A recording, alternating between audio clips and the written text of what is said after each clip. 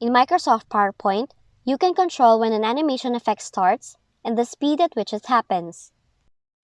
You can even repeat or rewind the effect to get just the right look and feel for your presentation. But if you have some animations applied in one of your slides, and some are set to start on click, some are set to start with previews and start after previews, and PowerPoint still plays all animations automatically, here's what you can do. First, open Microsoft PowerPoint and open the presentation you're currently working on.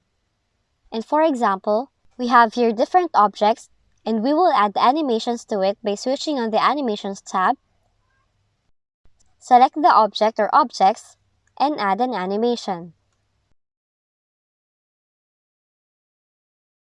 Then we would set some objects to start on click, start with previews, and start after previews.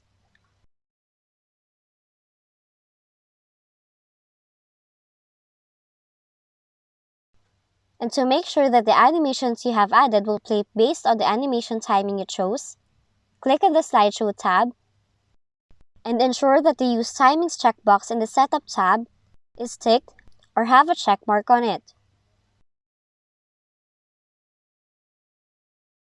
Now when you press F5 or click on Slideshow, Microsoft PowerPoint will play your animations based on the timing you have added.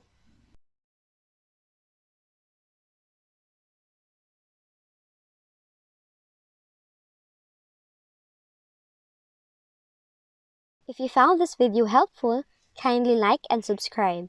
You may also click and turn on the notification bell so you can be notified from whenever we release new videos.